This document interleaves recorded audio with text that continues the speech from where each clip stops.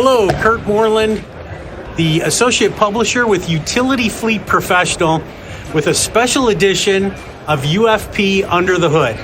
And I'm live at the ATSSA show, which for those of you who may not be familiar with it, is dedicated to traffic safety. And I have two special guests with us who are actually advertisers in our magazine with Traffix Devices. And this is Scott Ryan, the VP of Marketing. Say hi, Scott. Hey. And Jeff Moss, the VP of Engineering, who actually creates these beautiful attenuators. Thank you, Kurt. Glad to be here. So, for those out in the listening area who don't know what an attenuator is, why don't you explain what it is and what it does? Yes. So an attenuator, in the context that we're talking about today, is a device that's hooked to the back of a hose truck, a heavyweight hose truck, and they're put out on the road. They're put between workers that are working on the road, at-risk workers on the roadways, and the device is placed between them and the motoring public, so cars driving by. It's a sacrificial device. It's put out in harm's way to keep not just the worker safe, but the motoring public safe also. And that's very important. I want to share a personal story. I was driving out in Oak Brook, Illinois, and it was very thick fog. And I came right up on the back of a bucket truck, and I almost ran into the back of it, and the only thing that was between that and my car was an orange cone.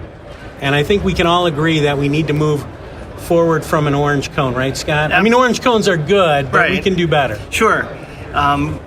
Crash cushions are imperative out there in saving lives. More and more crash trucks with attenuator cushions on them are being used by not just DOT personnel and crews, but also utility personnel, because utilities, let's face it, they're buried in the road, so you got to dig up the road. You're going to need a crash truck to protect your crew so they can go home and be with their families every night. Fire departments are also starting to use truck-mounted attenuators and blocking vehicles because they don't want to risk their $1 million engine to somebody who's distracted by trying to protect their crews that are out there responding by using one of their expensive units. If it gets hit, it's out of service for 6-8 months, and that's not good, and it costs a lot more money to fix it too. So crash trucks are a great way to save lives and even save some money. So, and I witnessed this personally when I flew in for the ATSSA show, and I was driving to my hotel in Chandler, Arizona on Saturday night, and I saw it was like NASCAR accidents all over the track. And every single one of them had a fire truck parked at an angle, blocking, and I was thinking, what if there's a fire? Shouldn't that fire truck be dispatched to the fire rather than be set up as a crash device? So you point out something that I saw personally. Well, it's interesting. Most people think firemen just go put out fires, but the fact of the matter is 80% of the calls they go on are automobile accidents. And then the rest are fires and rescues and other categories. But Support for paramedic rescue activities. Right. So yeah, it's amazing. Fire departments have trained their personnel more on automobile accidents and responding to those than, of course, they train heavily for fire because it's critical. But they're also doing a lot of car calls and accident calls. Okay, so those who know me know that I always like a good celebrity or a wildlife encounter. And Jeff, I know you have horses, so you probably have one. But Scott, I think you have one with your staff. I do. So a celebrity. Well, I do. So we had a coworker, and this was a while ago, but it's a great story. He was flying out in West Texas to go back to Dallas, and he gets on the plane and he sits down, and he actually got upgraded to first class because they messed up his ticket or something. So he sits down and he's next to a guy and doesn't think anything of it. And within a few minutes of the flight, he's talking to his seatmate and introduced himself. And the guy said his name's Troy. And our guy goes, well, what do you do? And he goes, well, I play football. And he's like, oh yeah? Who do you play for? And we're all laughing at the story because he was sitting next to Troy Aikman, probably at the time the most popular quarterback and football player at the time. He had no clue who he was. So yeah, that was kind of a funny story. Was that when Troy Aikman was a broadcaster? I mean, wouldn't he have seen him on TV? Oh no, he was still playing. Oh, he was still playing, but it was America's team. Right, exactly. Yeah. Unbelievable. I love stories like that. All right, well, listen, at this point, I'm going to shift over to Jeff, and I'm going to ask him what's new with Traffix Devices, anything that you guys have come out with since the pandemic.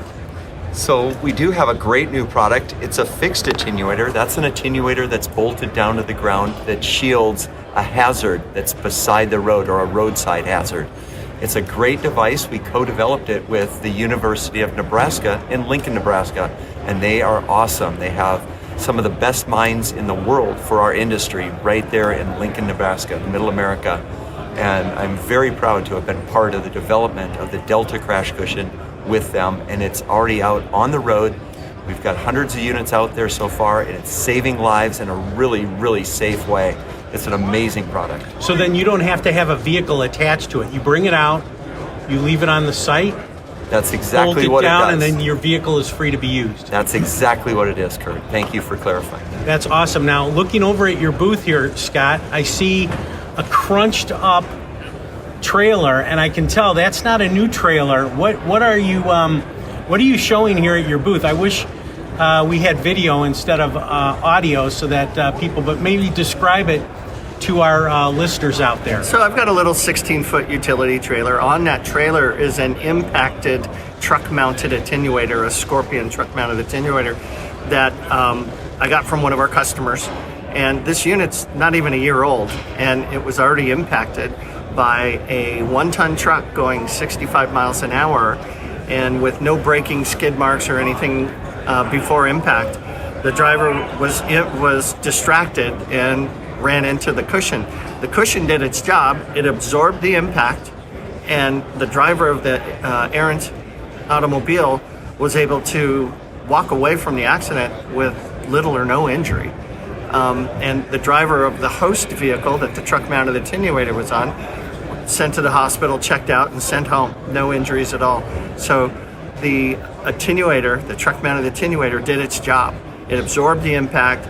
It kept somebody out of the hospital to somebody's, and they got to go home.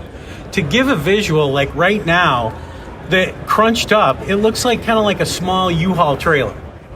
But they're normally very long. So how long was that until it got compacted down to what I'm looking at now, which is very small? The attenuator Scorpion attenuator started about 14 feet prior to the impact. It attenuated Scott shared that 65 mile an hour impact by a 1-ton pickup truck into the device, crunched down to about 3 feet. But in doing so, it took energy to crunch that device. That's the energy that would have gone into the bodies, the people that were inside those vehicles, not just the man that was driving the truck, the errant driver that crashed into it, but the man that was in the host truck that had the attenuator on it that was protecting workers ahead of him out on the road. So it squished it flat, but it did its job. It's a sacrificial device that gave its life, a piece of hardware's life, so that all those people got to go home to their families that night. You know, utility people, they've got bucket trucks, they're out there in traffic, they throw a couple of cones out, and nobody respects cones really anymore, I hate to say, even though I do manufacture them. But the best way utilities, fire departments, DOTs, cities, municipalities, for their work crews to be safe out there, pothole guys, is to put a truck-mounted attenuator out there. And they come in various sizes for different speed levels, and they're fairly economical. So, yeah, and I think this podcast, although it's called UFP Under the Hood, I started off the first podcast by saying this podcast is really for anybody who works with any kind of trucks or vehicles, because we cover so many subjects. And for those who may not be in the utility fleets industry, a bucket truck goes for about $500,000. So that's what you're talking about, protecting, that type of investment. So Truck-mounted attenuators protect your workers and your equipment. And how much are they? They're anywhere, depends on the speed level you buy, but the industry, they're anywhere from $25,000 all the way up to $50,000. But it just depends on who's you're buying and what they are. Yeah, which is a bargain when you consider a possible liability, or again, the crashing of a $250,000 to $500,000 truck. Right, and the value of the life that's there on scene. Exactly. Yep. Exactly. Well, listen, everybody. I want to thank my guests again, Scott Ryan and also Jeff Moss of Traffix Devices. I want to thank you guys for being an advertiser in our magazine, and I hope you've enjoyed this special episode from ATSSA. We've all learned a little bit more about attenuators, and I see more of them out there. So that makes me happy that the industry is adapting to them and adopting them, but we can always use more. So we want to encourage more of the use of those. So everybody out there in the utility fleet and the fleets land, roll safe out there. This is Kurt Moreland, Associate Publisher of Utility Fleet Professional, signing off. Thanks, Kurt. Thank you, Kurt. The views, information, and opinions expressed during this podcast are solely those of the individuals involved and do not necessarily represent those of Utility Business Media and its employees. It is strongly recommended that you discuss any actions or policy changes with your company management prior to implementation.